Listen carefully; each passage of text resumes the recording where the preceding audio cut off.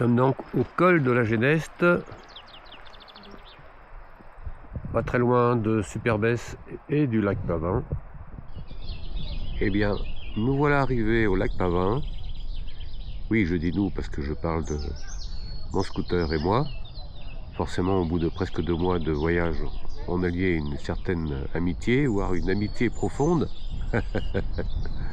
Et tout à l'heure, j'irai en bas et ferai le tour du lac Pavin.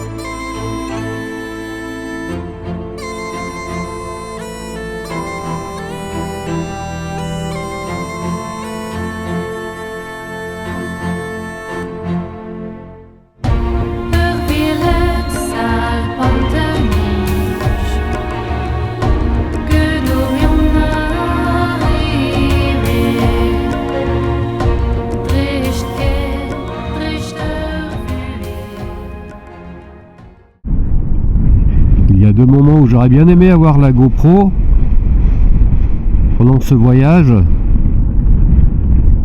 D'une part, en pleine montagne tout là-haut, et je ne l'avais pas mise parce que en fait c'est le seul moment où j'ai eu de la pluie, mais je l'ai eu pendant 2 heures et je traversais les Pyrénées-Orientales et sur une toute petite route sur la gauche je vois débouler un sanglier et je sais pas comment il a fait. J'ai vraiment cru qu'il allait traverser, que j'allais le buter. Ouais, je sais pas lequel des deux aurait été buté d'ailleurs, mais et en fin de compte il s'est mis à remonter la montagne à une vitesse vertigineuse et quand même ce pan de la montagne là était quasiment à la verticale. Franchement je sais pas comment il a fait, mais Je pense que les alpinistes devraient s'inspirer de ce qu'il a sous les pattes. Alors c'est par où que je vais moi? Toc toc, la tour d'Auvergne, c'est par là.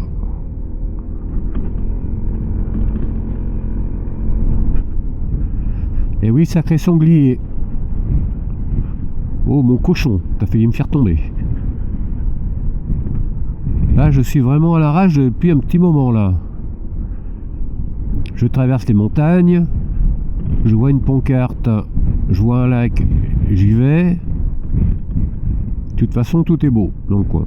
Alors roule ma poule.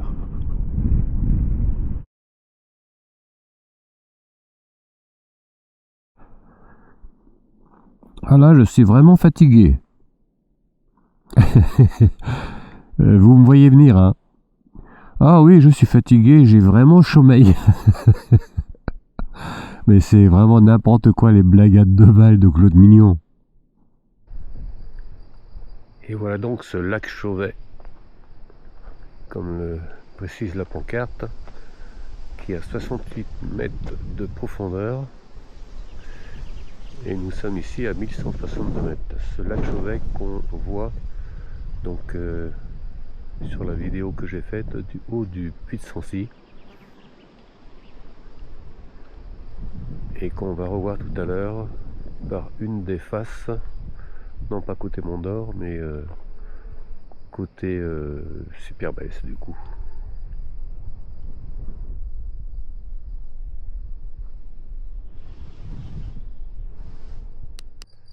Et comme l'explique le petit écriteau que je suis en train de lire, le lac Chauvet occupe un mare M2AR, c'est-à-dire un vaste cratère d'explosion né du contact de l'eau et du magma. Lors de son ascension, la lave a rencontré une nappe phréatique, un lac ou une rivière, ce qui a provoqué un choc thermique à l'origine de l'activité explosive.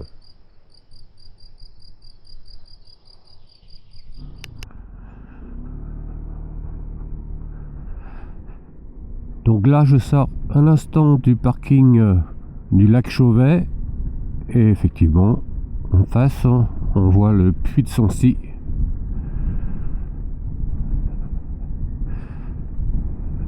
Moi, je suis allé de l'autre côté de ce Puy de Sancy, c'est-à-dire côté Mont d'Or.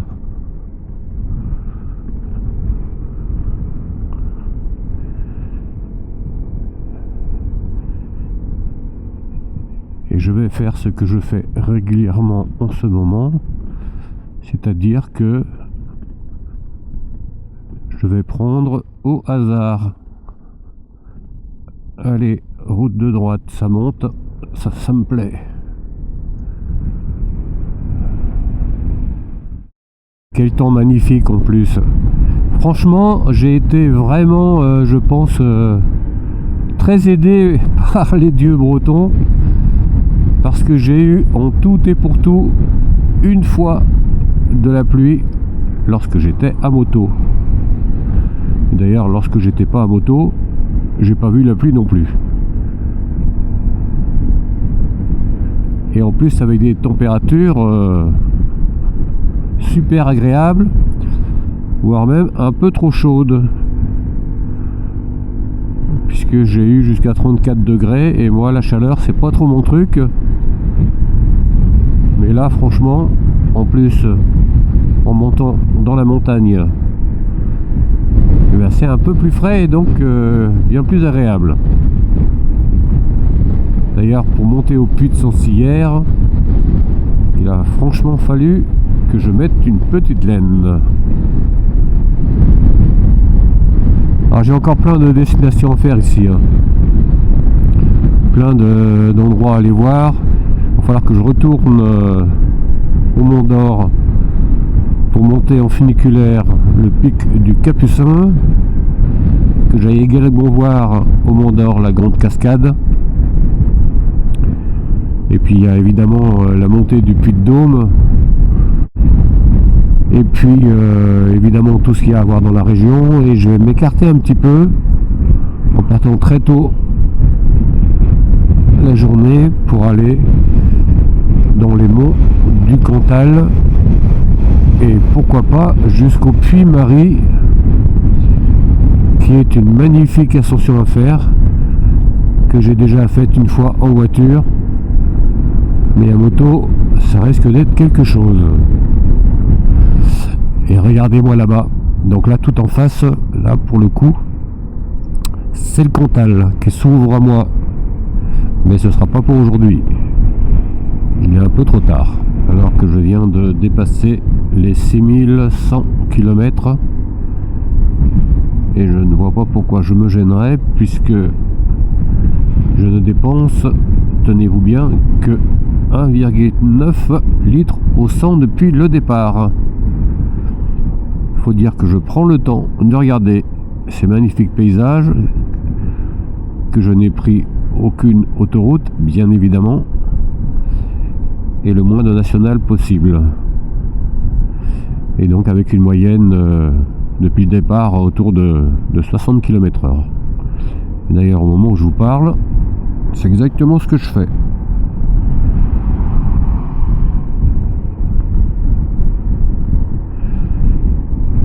Je disais donc que j'irais faire une belle excursion du côté du Cantal, mais l'Auvergne propose tellement de beaux paysages que je vais largement m'y attarder. 1,9 litres au 100, disons 2 litres. Le litre est entre 1,70 et 1,80, admettons 80. Donc 2 fois 1,80 au 100, ce qui nous donne 3,60 € au 100, donc 36 € au 1000. 36 multiplié par 6 pour faire 6000, ça fait quoi ça? 6 x 6, 36, 6 x 3, 18, 19. Et j'ai dépensé 196 € pour 6000 km. Franchement, ça, il n'y a pas besoin d'économiser toute l'année pour se payer ce luxe-là.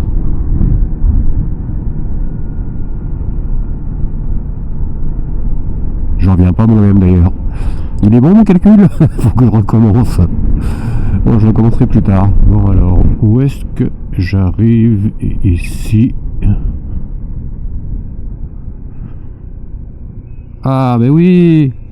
Salut mon vieux copain, ça fait longtemps que je t'ai pas vu. Oh la blague à 2 balles encore. Bon, ceci dit, je vais où moi? Histoire non.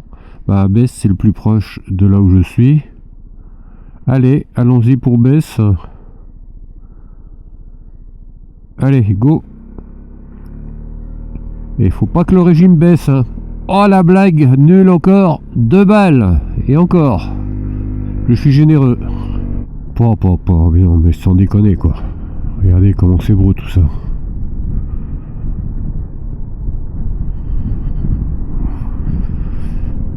Ah j'adore.